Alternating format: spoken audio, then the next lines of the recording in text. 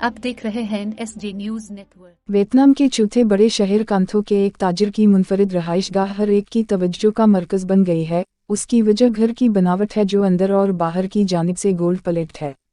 ताजिर, जिसका नाम नगवीन वान तरोंग है, उसने रियल एस्टेट बिजनेस से दौलत इकट्ठी की।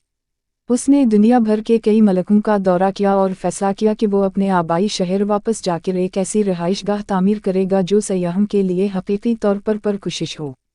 जिसके बाद उसने एक होम डेकोरेटर से एक गोल्ड थीम घर की तामीर पर मुशवरा किया और घर बना डाला। हकीकतन ये मुबालगा होगा कि उसने सिर्फ मामूली गोल्ड प्लेट इस्तेमाल की, क्योंकि अगर आप वाज़ तौर पर उसके घर को देखें तो पता चलेगा कि दीवारों से लेकर फर्नीचर और कई सजावट की अशिया सब कुछ मुकम्मल गोल्ड या कम अज़ कम गोल्ड प्लेट थीं। नगवीन वान तरोंग ने मकामी मीडिया से गुफ्तगू के दौरान कहा कि उसने पहले तो फैसला किया था कि वो एक गोल्ड प्लेट घर बनाएगा।